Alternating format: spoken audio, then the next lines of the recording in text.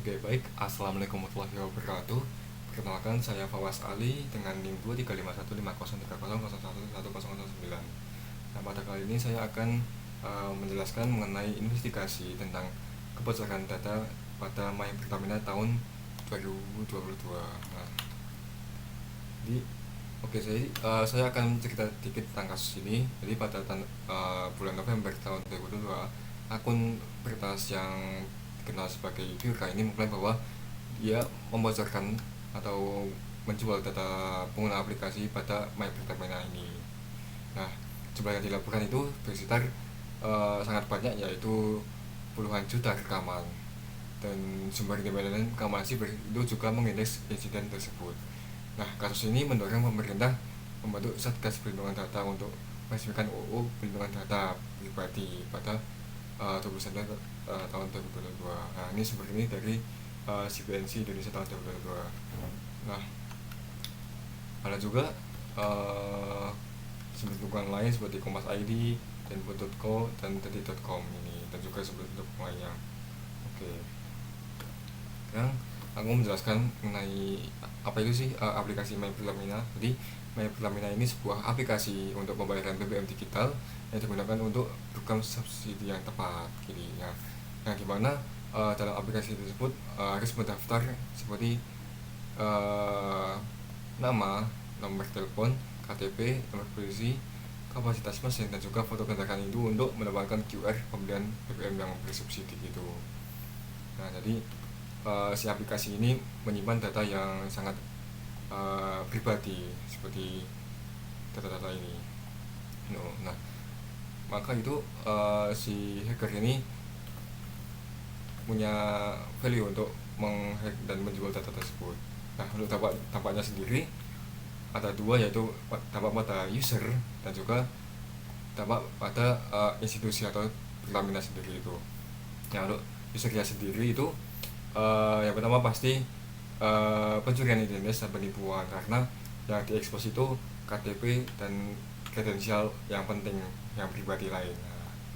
Nah, maka dari itu si pengguna itu mendapatkan menjual data tersebut dan disalahgunakan oleh orang lain, sehingga orang yang menyalahgunakan itu membuat spam atau phishing yang terarah terhadap usernya tersebut. Jadi informasi seperti nomor HP ini bisa dibuat phishing ke usernya tersebut. Nah, terus juga penyalahgunaan data finansial. Nah, setelah sebutkan tadi dan dijual belikan, ada orang juga yang menyalahgunakan data finansial seperti dibuat penipuan, terus dibuat pinjaman online dan lain-lain gitu. Ini dampak dari user. Nah, untuk dampak dari Pertamina sendiri ini yang pasti reputasi menurun, sehingga harga sahamnya itu juga turun. Maka itu si user ini bakal tidak percaya lagi dengan Pertamina gini itu. Terus kemudian biaya pemulihan ini sangat tinggi, karena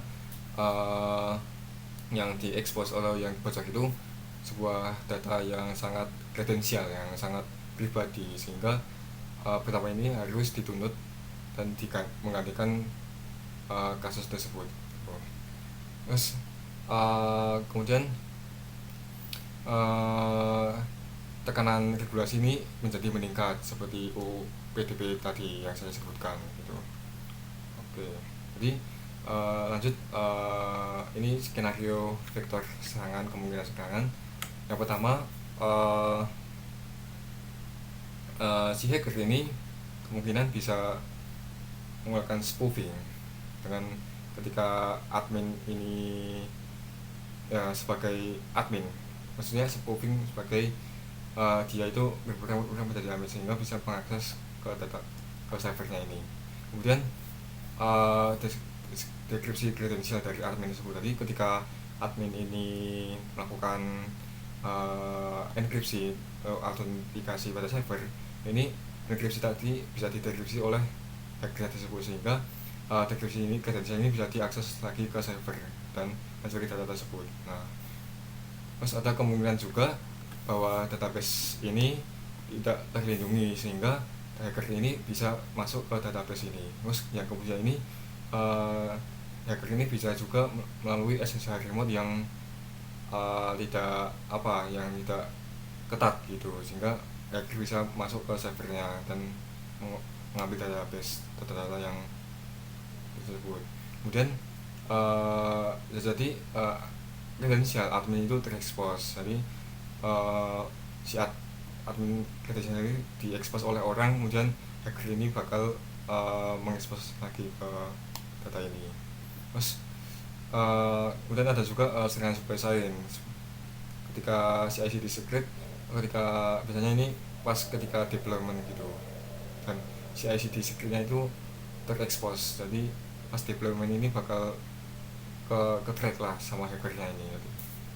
Terus yang kemudian selanjutnya ini firewall system ini keamanan ini sangat lemah.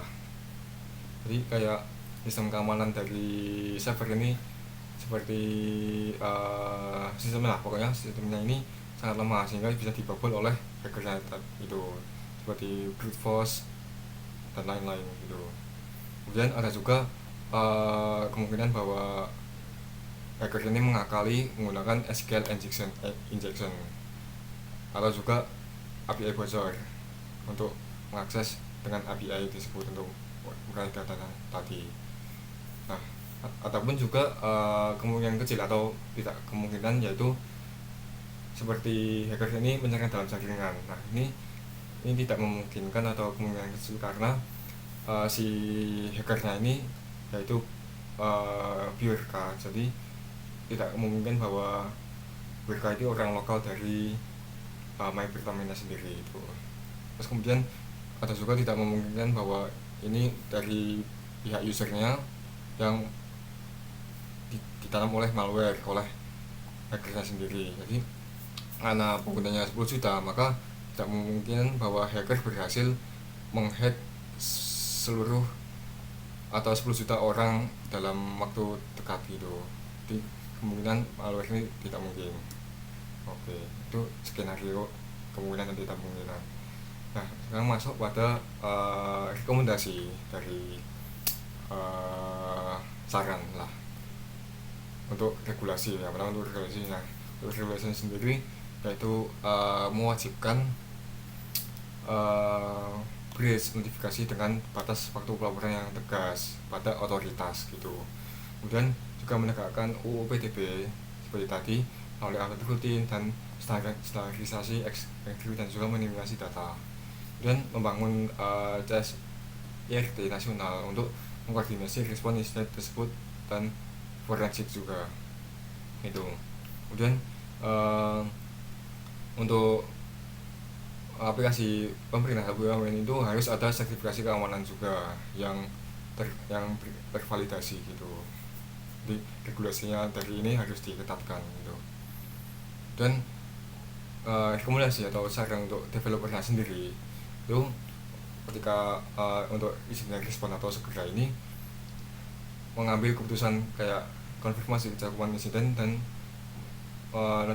notifikasi darurat akan diambil oleh tim security sendiri atau IR itu. Kemudian ada juga rekomendasi bahwa ketika terjadi serangan maka langsung di reset kredensial seperti mengganti password, merubah API key dan lain-lain.